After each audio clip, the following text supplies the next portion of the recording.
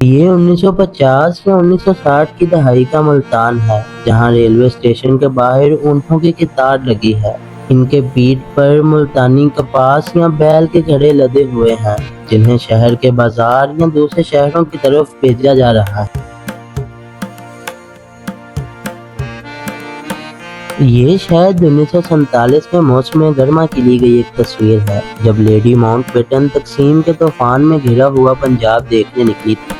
ان کے آنے کی خوشی میں یہ استقبالیہ پریڈ نکالی گئی تھی۔ یہ 1910 کے ملتان کے کسی بازار کا منظر ہے، جب بازاروں میں نہ کوئی آلودگی تھی نہ کوئی شور، بس ٹانگوں کی چھاپ، صدا لگاتے دکاندار اور ملتانی خوشبو تھی۔ یہ بازار صرف خرید و فروخت نہیں، ایک زندہ تہذیب کا حصہ بھی تھے۔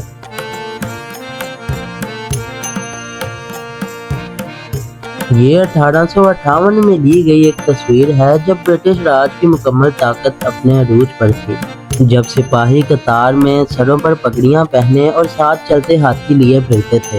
تب ہاتھی ایک خاموش مگر جلالی ساتھی مانا جاتا تھا، کہ نہ صرف جنگی ساز و سامان اٹھاتے تھے بلکہ سلطنت کی شان بھی سنبھالے ہوئے تھے۔ بہت سے لوگ پرانا ملتان دیکھنا چاہتے ہیں، کہ وہ ملتان جسے آج صوفیوں کا شہر اور پنجاب کا دل کہا جاتا ہے، آج سے 200 سال پہلے کس طرح کا نظر آتا تھا، یہاں کے لوگ کس طرح رہتے تھے اور یہاں کی گلیاں کیسی تھیں۔ چلیے تو وقت کا پہیہ پیچھے کو بڑھاتے ہیں اور آپ کو دکھاتے ہیں کہ 1880 سے 1980 تک کا ملتان کیسا تھا۔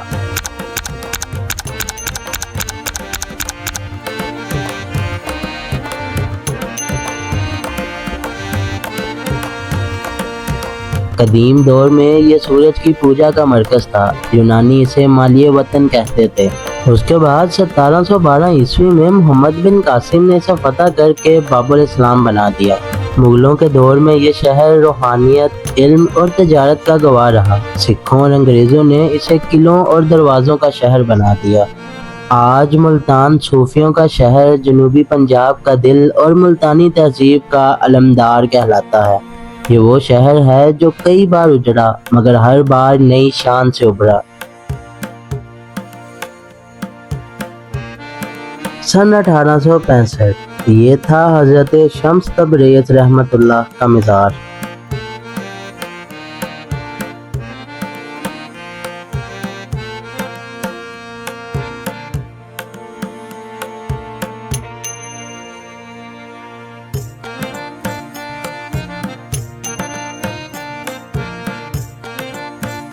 یہ ہے سن 1900 کی دہائی میں لی گئی حضرت یوسف شاہ گاردیز رحمۃ اللہ علیہ السلام کے مقبرے کی تصویر، جو کچھ اس طرح کا منظر پیش کر رہی ہے۔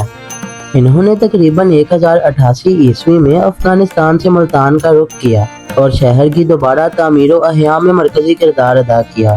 یہ صوفی بزرگ شہر میں اسلام کے پیغام کے علمدار بنے اور ان کے مزار کو بوہر گیٹ کے قریب اندرون شہر میں قائم کیا گیا۔ آج کے موجودہ ملتان میں یہ مقبرہ کچھ اس طرح کا منظر پیش کر رہا ہے۔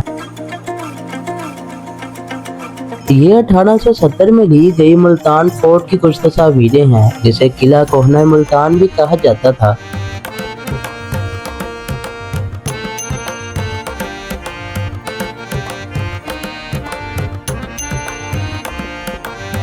وہ پرانا ملتان جہاں ہوا میں مٹی تھی مگر آلودگی نہیں، جہاں گلیوں میں رش تھا مگر شور نہیں، جہاں لوگ کم وسائل میں بھی خوش رہتے تھے۔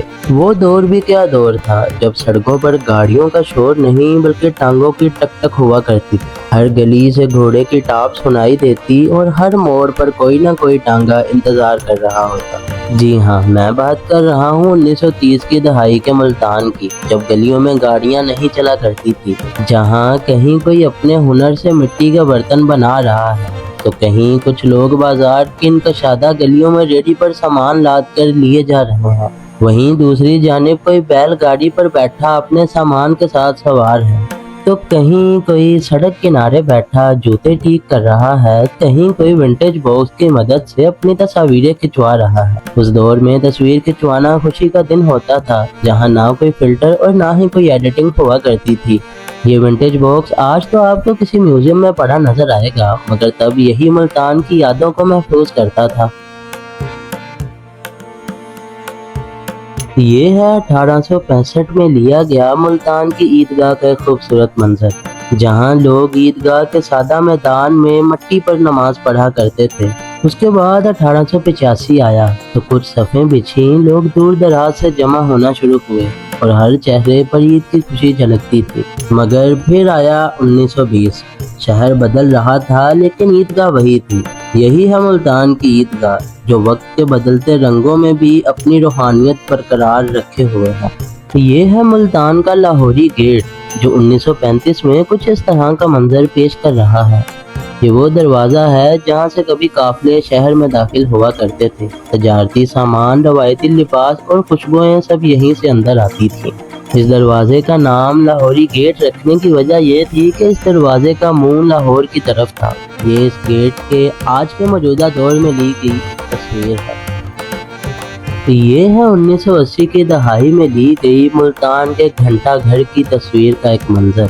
اس گھنٹہ گھر کو ملتان کا دل بھی کہا جاتا ہے۔ اسے 1884 میں برطانوی دور میں تعمیر کروایا گیا۔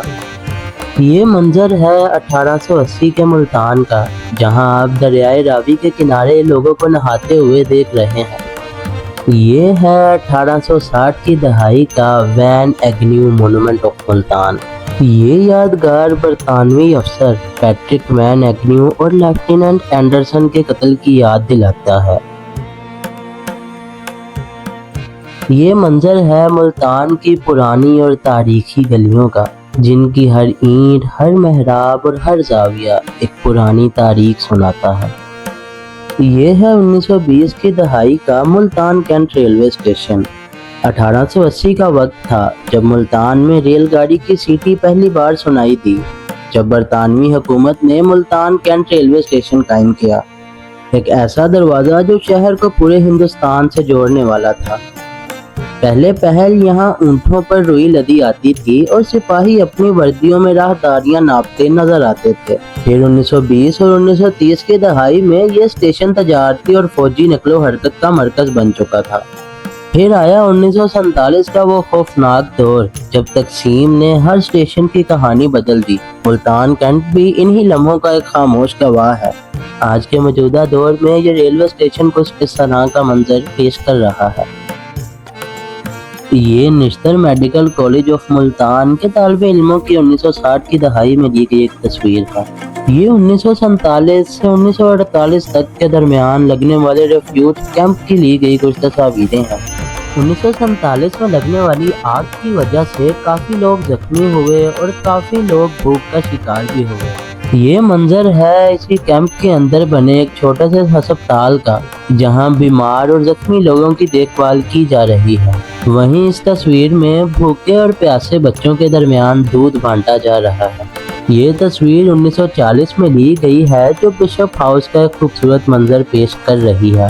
یہ تصویر ملتان کے سنہری دور کی عکاسی کرتی ہے، جب ملتان اپنی ثقافتی اور تجارتی ترقی کو بڑھ رہا تھا۔ آہستہ آہستہ وقت کا پہیہ گھومتا رہا۔ ملتان 1880 سے 1980 اور 1980 سے آج تک بدلتا رہا، مگر ہر بدلتی اینٹ کے نیچے ایک کہانی دفن ہوتی گئی، اور بالآخر وہ زمانہ گزر گیا جب ٹانگے کی گھنٹی سنائی دیتی تھی، جب بازاروں میں خلوص بکتا تھا، جب تصویریں بلیک اینڈ وائٹ ہوتی تھیں مگر رشتے رنگین ہوتے تھے۔ آج کا ملتان اونچی عمارتوں، شیشے کے بازاروں اور دھوؤں سے بھری سڑکوں میں کھو چکا ہے۔ نہ وہ پرانی گلیوں کی خوشبو باقی ہے، نہ وہ صوفیوں کی خاموشی، نہ وہ لوہاری گیٹ کے باہر بیٹھا مٹی کا کمبار، نہ وہ بچوں کے کہکہے جو لوہاری گیٹ سے گونجا کرتے تھے۔ ہم نے ترقی تو کر لی، مگر شاید وہ دل کھو بیٹھے جس میں کبھی ملتان بستا تھا۔